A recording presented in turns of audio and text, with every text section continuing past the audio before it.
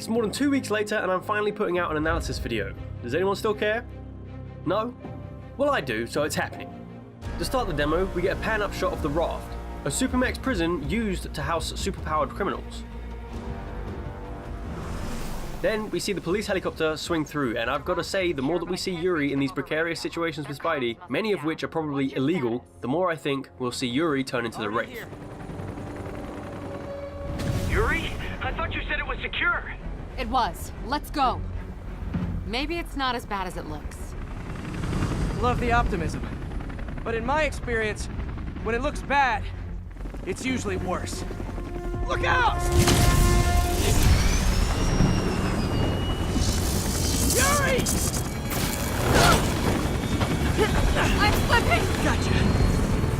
Hold on!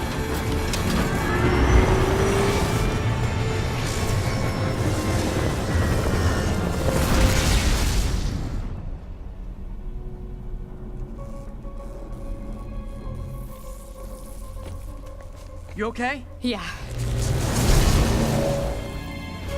Welcome to the party! This is our first good look at Max Dillon, or Electro. If you look at his facial scars, they're actually in the shape of a star, a nice nod to the original suit design without being quite as camp. Just in time for the fireworks! As these guys are let loose, we can see what I assume are power-inhibiting collars, and they're all shutting down, yet we don't see any powers being used during the fight. I wonder if it's being saved for the final game. Looks like we made parole, boys! We can also see that some of these criminals have blue or red skin. The more outlandish skin tones make me think that they might be mutants. This doesn't mean that we'll be seeing any of the X-Men, but it's cool to just know that they exist in the same universe. Or at least they do if my hunch is correct. Electro? Why is he letting everyone out? I'll head for the main control center and see how bad the situation is. Alright, just straight up ignoring the question. Thanks for that, Yuri. Anyway, on with the fight. To start, he launches this poor dude into the air, juggles him for a bit, and then kicks him into the abyss. Then he rips the circuit breaker off the wall and smashes these poor dudes in the head with it. Something interesting to note is that this electricity is blue, whereas the stuff that Electro shoots out is yellow. It's most likely just to differentiate, and could even be to show a power difference. Then he continues to pummel these dudes with ease, and that web strike looks like it's going to be essential for maintaining momentum in a fight. And if you look closely, as he web strikes, the HUD even wobbles a bit, because of the sudden speed. Neato! Fire!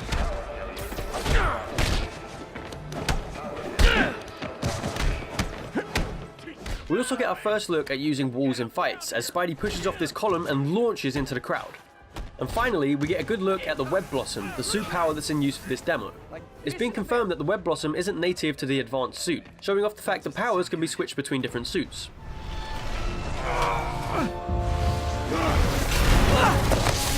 Oh, hi, Rhino!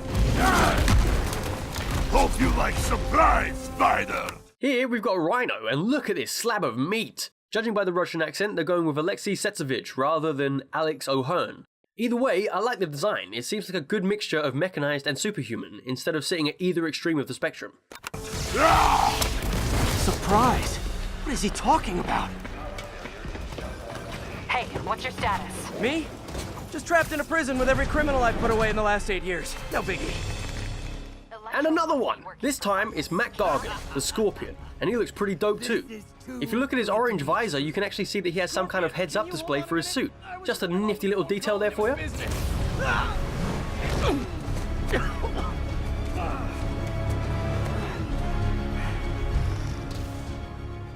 The next fight gives us an expanded look at the combat system. We get another look at the web swing kick, which actually makes sense now that we're indoors. You okay? Not really! Electro, Rhino, and now Scorpion are all on the loose!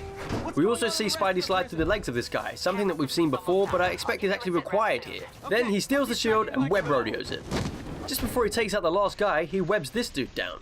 This combat looks surprisingly deep considering it's Insomniac's first proper melee combat system.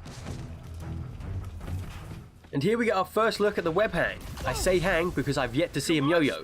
Yo-yo, or we riot. Gotta stop this guy.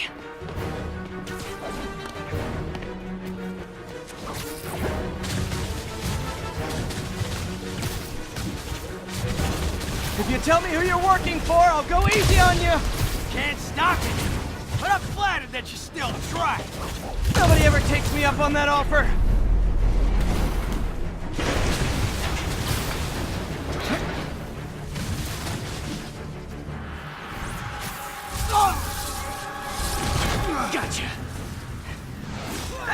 one! Adrian Toomes, aka the Vulture, shows up.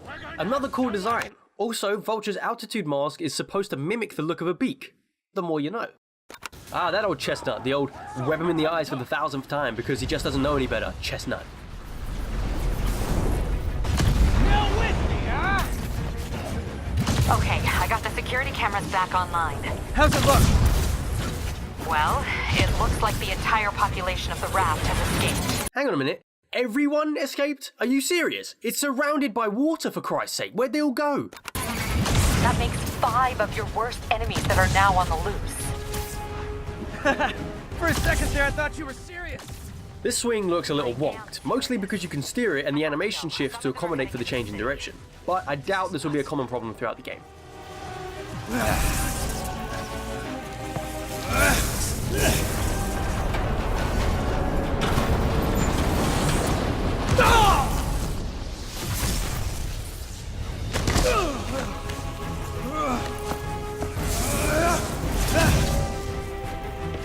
Keep chasing! Party's almost over!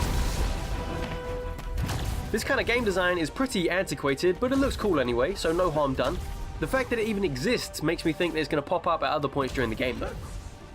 Web zipping up walls, confirmed. Nice!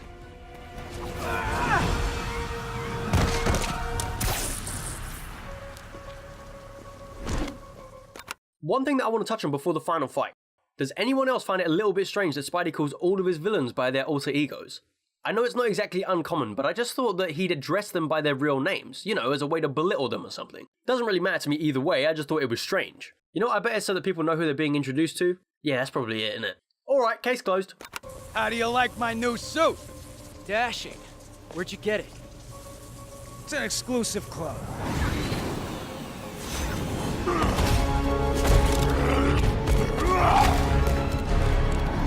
I heard some people saying that they would have rather played this sequence and been forced to fail. And I would usually agree, but considering that the rest of this game looks so damn good and I can do so many awesome Spidey things, I really don't mind just kicking back and watching a cool cutscene every now and then.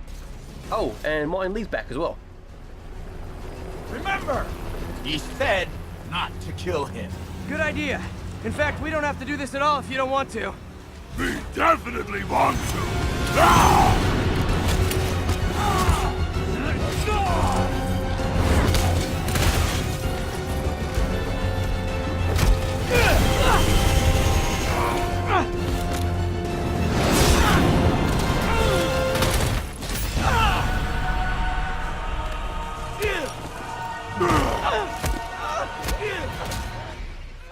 The voice acting from Yuri Lowenthal in this scene is excellent. The way that he winces and groans really shows that even though Pete's been doing this for 8 years, he's still just a kid. Top job, old chap, top job. Now, the moment that you've all been waiting for. Who is the bad guy at the end? Well, who other than, I don't know, do you know? I do have a couple of theories though. One is Doc Ock. That sound in the beginning sounds like it could be one of his tentacles moving, but that doesn't explain the light. The second is of course the Green Goblin. I think the sound is probably his glider, and so is the light. As for why Spidey actually recognizes him, I think they meet for the first time sometime before this scene, but still within the game. I stand by the fact that there is no way that Spidey knows Osborn is the Green Goblin. He wouldn't let him run from air, and he certainly wouldn't be ready to settle down for a bit after he put the Kingpin away. They probably briefly meet at some other point in time, and that's why he's surprised when he finds that he's in charge of this whole operation. That's it, I figured it out. Wrap it up! That's it folks, another one in the books. What did you think? Did I miss anything? Who do you think the villain at the end was? If you liked the video, leave a like and maybe even subscribe too. If you're already subscribed, I love you loads, and I'll see you in the next one.